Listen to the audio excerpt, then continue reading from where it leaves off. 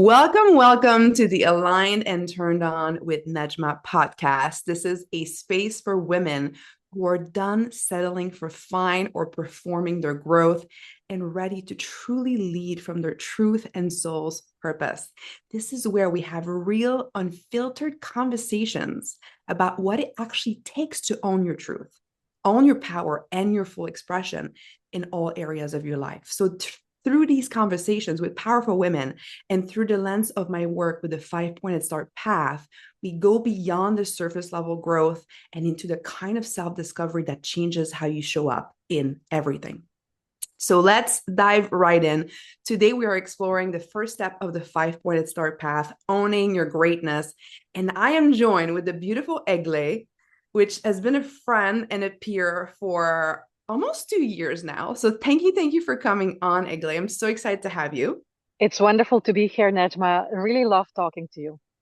Me too. Okay, let me just tell you about Egle because she's phenomenal. She has spent over a decade in corporate finance and holds an MSc in international business before following a thread that led her somewhere far beyond where strategy can reach.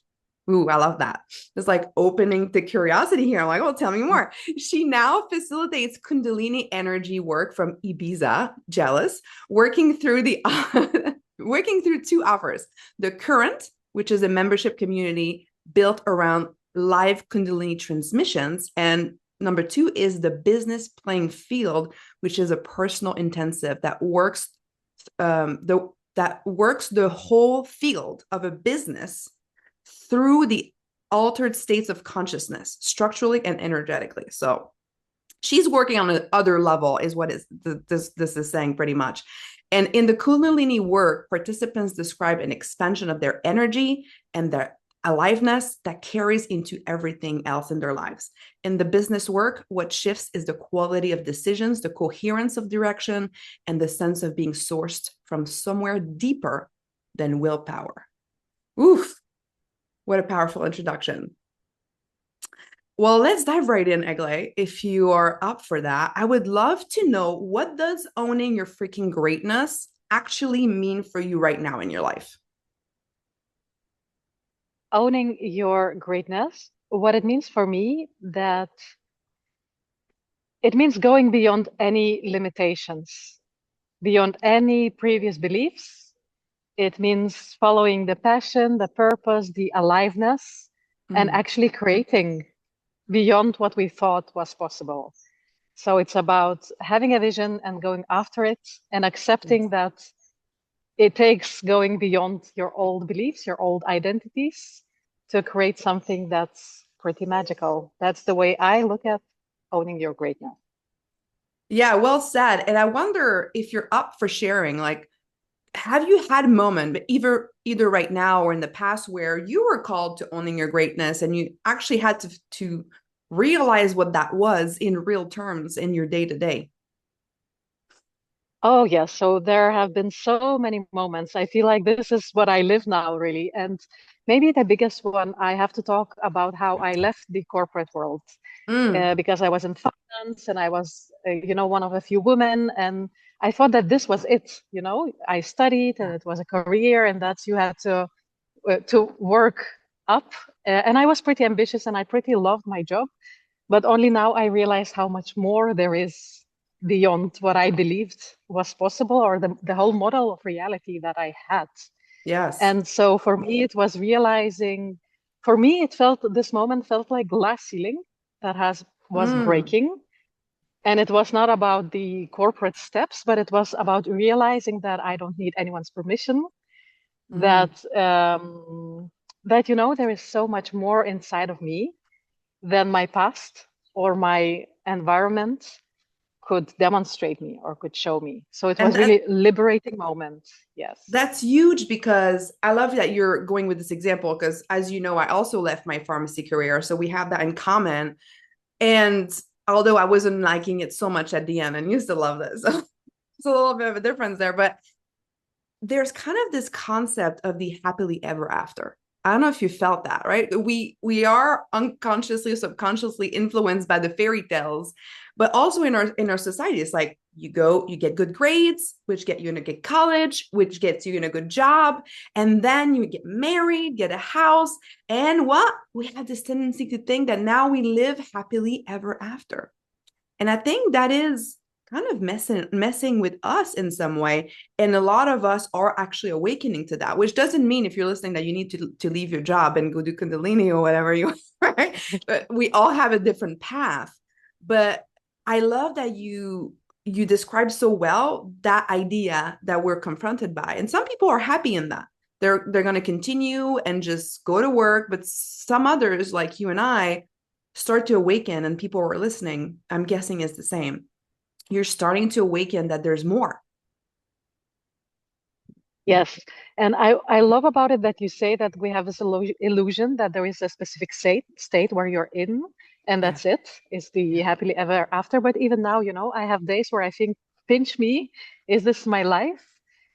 But yet, it's also a human process. So there are also challenging things, and there are still emotions, and there are still sometimes Yes. frustration and anger. And it's a constant evolution and constant expansion.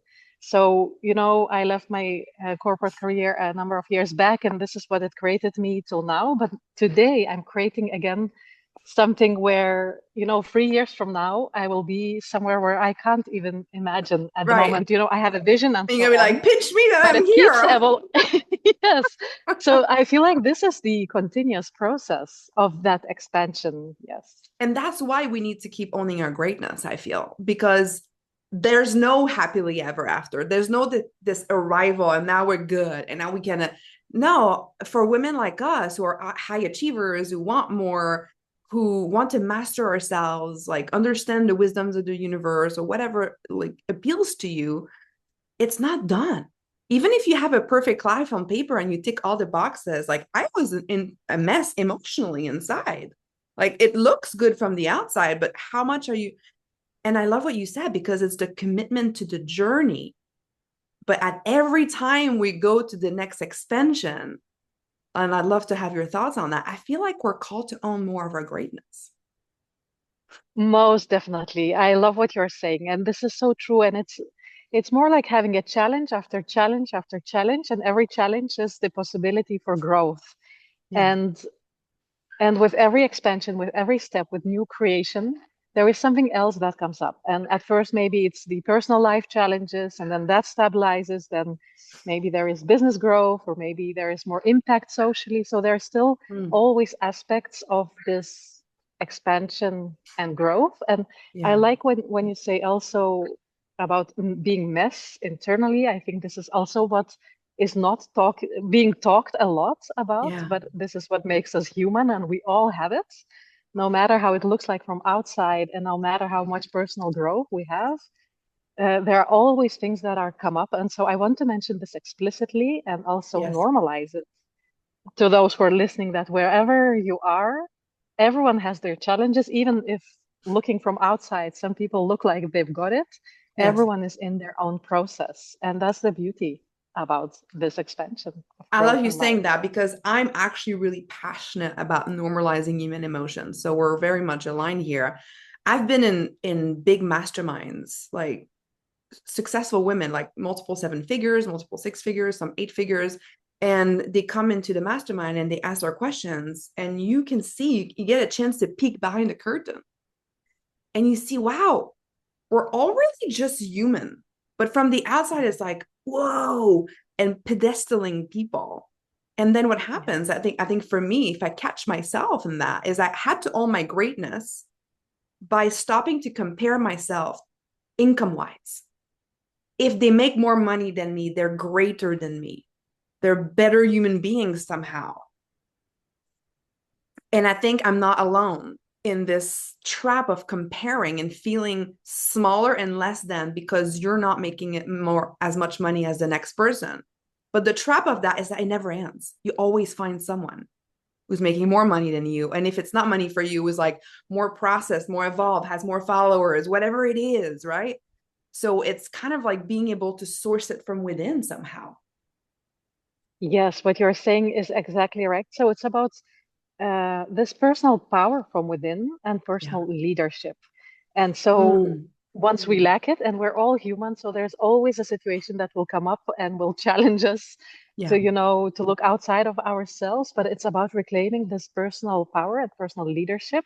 Because Hmm. when we are out of that power, we look outside and they think maybe it's easier for them, or maybe they're more successful, or why is it for them? So we're always looking outside of ourselves. Yeah. But at the point where we look within, that's where we reclaim that power and we say, okay, so what do I want? What do I need? Where do I need to grow? It's really in the inside that Yeah.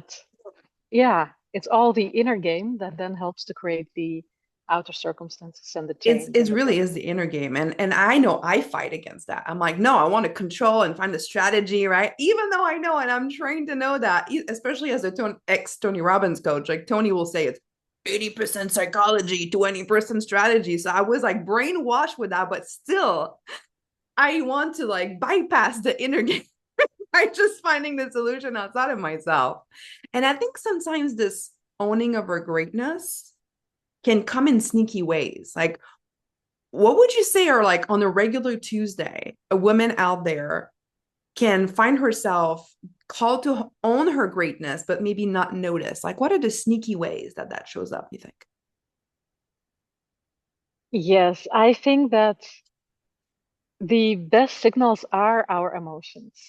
Mm, And I feel like this is not spoken enough in business yeah, because at least me, in corporate world, and definitely as a woman, the emotions were a no-go area. You should not show emotions, you shouldn't true. talk emotions, and the emotions should not just exist. But for me, these are the signals. I learned to see them as the signals. Yeah, And even frustration and the anger and the sadness, they're all signals pointing to some information inside. So frustration could lead us to recognizing, where we want to things to go faster, yeah. or where we want to be more firm. Anger might And in be that, showing if where the boundary. yeah, Yes, if I could just add to that, and yes, so if you're feeling that frustration or that anger, like a point to look is, okay, how am I called to own my greatness here? Because if you're frustrated or you're angry because things are not going fast enough, to use your example, I know for myself, if it's not going fast enough, it's because I make it mean something about me. And so that's where I think the sneaky part is like you think, no, no, it's that thing. But it's like if we dig deeper, I don't necessarily believe potentially in my greatness or materializing all my greatness. So I'm looking for this external thing to justify I'm great as opposed to source it from within, right? I think that's where you were getting to. most definitely, yes. So about this example, if we go further, like you say, Mm-hmm. we might think it's outside, the things that are moving outside of us, but really we feel the pressure. We think there is not enough time. Mm-hmm. Maybe we don't feel we are capable enough to solve it. Maybe Yeah. we don't think there is a solution. So there is always something inside Yeah. to be resolved and to move above. So I think that the emotions are Yeah. often good signals to listen to and recognize, okay, where is this space Yes. to expand more, to stand more firmly, to grow more, to look beyond the previous circumstances. I love that. And I call like triggers or gateways, but triggers and emotions, right? We're talking about the Same. same thing here. And it's a gateway because, oh, what are some of the layers of stuff that accumulate wounds and shoulds and have tos and conditioning that is starting to trigger here right now that I could look within? And then I just want to say, like, it's not always easy. Like we're talking about this stuff, right? And it's like, Yes. oh wow, okay, you guys are so Yeah. evolved. But I can tell you last night, this girl here, me, last night, I went into a chip binge. I shared a bag with my husband, which was a win because usually we have a bag each. So let's celebrate that. I love it. And I was conscious. Is that that's the thing, and that's how it starts to be. I used to be completely unconscious and just fall into these coping. But last night, even though I went for it, I was still in that moment of choice where I started to be conscious in the moment, which is a celebration in itself of like, okay, I actually run myself down today.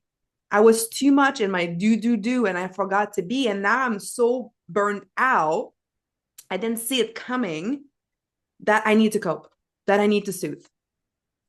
And so sometimes it's like this progress of unconscious to catching yourself after the fact, to then being able to catch yourself in the moment, even if you go for it. And then the next step is to catch yourself in the moment and choose differently.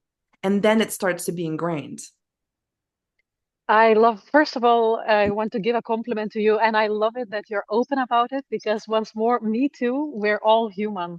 So no matter where we are in the process, these things happen. And I also love how you say moving from unconscious to conscious. Yeah. And even being conscious doesn't always solve because it's so deeply in our nervous systems in the bodies. That's 95%, 90 to 95%. So oftentimes, I know me and a lot of people I'm around, Yeah. the clients, we're already very, very conscious. We know better, I know, but you know, but you're not but living it. but their bodies, Yeah. they're conditioned. So there is this Yeah. really it's cellular memories, and this is really, and that's how I started with all the, subconscious work and Kundalini work because it really goes so deep into Yeah. who we are at the cellular level, and it's a continuous expansion. So this greatness, it's really unlimited. There is more and more and more, Thank you. and in a good way, not in an empty way that Yes, never like there's enough. always more. I know. No, It's it's good. not, Yeah. it's a good thing that it's Yes. just like, wow, there is more expansion, more aliveness, more joy, more pleasure available. And that's the wonderful journey about And I love that you're saying that. And like the caveat, if I'm going to call myself out as a high achieving woman, it's like, oh, there's more. Let me get it. And there's like, it. wait. There's no happily ever after. We're not looking for a rival. It's not like I'm there and then I unlock all my greatness. It's not this binary thing. It's like it gets to be better along the way. And the Yeah. great thing is there are always more, because when a flower stops blooming, what happens? She starts dying. So the good thing is we get to bloom unlimitedly until it's time for us to expire, right? We don't have control over that, but we have the opportunity to keep blooming. And I think that's the idea. The flower is beautiful at all the stages, and she gets to be more and more beautiful. I love it. And when you said the flower keeps blooming, what I saw and what I felt, it's like I felt also the cycles, So Yes. the blooming season is over, and then comes the winter, and then comes the Mm-hmm. spring again. Yes. And then there is a new cycle again. So I love it that it doesn't have to be on all the time, that we True. also go through phases and different areas of life. Some are evolving, others are being more on pause or on rest or maybe downscaling. And that's what I find about this greatness, that it's really like a living organism, living Yes. field I that love you is saying that, constantly because sometimes evolving. it's like we reach a level of greatness and then we feel like we slip back. Or like, what happened? I thought I had it together. Why is this old pattern still coming up? But like you said, it's a cycle, and it might be coming back to go deeper, or something happened and we're in a different season. And then we're called to own more of our greatness. So that's Yes. a huge distinction too. Yeah. It's like a symphony. I see it like a symphony of different Mm, notes. You have a drums and you have the yeah. violins, and it's just playing and Yeah. making music along the way. Oh, that's beautiful. I just, in my head I heard Symphony of Flowers. I'm really flowers. I know it makes no sense, but I'm just seeing like this beautiful garden, and different flowers come at different times also, right? So it's like Yes. they're silent, but somehow you could see it as making music as they pop up in your garden. I've been gardening a lot. Ah, you have a beautiful garden. I can imagine. Yes. And you have a beautiful garden too. I've seen it, some of it. The oleanders just started blooming right now, so it's really, yeah, it does look like a symphony right now. Oh, that's amazing. Well, Egle, this was such a deep conversation. I feel like we could just keep going for another hour or two. But let's conclude here so it's not too long for people to listen. I loved all the distinctions that we brought today, and like how the greatness is unlimited, but you get to materialize more of it as you go through the seasons, as you keep expanding. And can we normalize that it's challenging? Can we normalize that you can slip back and it's a cycle? That feels like that's what's coming through today. But would you like to add something? I love the conversation, and the only thing that I want to give to the listeners is to Yeah. follow their heart. Mm, Follow your heart. It sounds maybe cliche, but it's right. true. There is so much information there, and take one step at a time, and yeah, make something beautiful out of it, I and love that. enjoy the And journey. Yes. 100%. And when you say it sounds cliche, I totally agree with you. Like sometimes it's like these things follow your heart. You're like, oh yeah, yeah, yeah. But are you actually following your heart? There's just so much more wisdom in these platitudes or cliches. They're actually a lot deeper than we think. So thank you for reminding us of that. I play. It's yes, it's science. It's electromagnetic field measured by That's the heart map. true. We spoke Yes. about it a few years back. I love that. Yes. So yes, thank you for having me, Nejma. It was a Oh, wonderful that's my conversation. pleasure. And I'd like to invite everybody who's listening to come and continue a conversation inside of the Align and Turned On Facebook group. The link will be in the show notes. And Egle, how can we, if people wanted to connect with you, what do you have right now? Please let us know all the goodies. The best way to find me is on Instagram. It's simply my name, Egle Aleknaviciute. I'm also on LinkedIn, and I also have Facebook. They're all more or less aligned. Also, my website is on my name, so I can simply be found on the internet. On the internet's perfect. And I'll put that in the show note because I'm sure the spelling will be important. Your name, as my Nejma here, like this is definitely a name that I've spelled my whole life. So I totally hear that. So for listeners, that will be in the chat. So thank you so much, Egle, for being here, for your beautiful presence. Thank you, everybody who's listening. We don't take your attention lightly.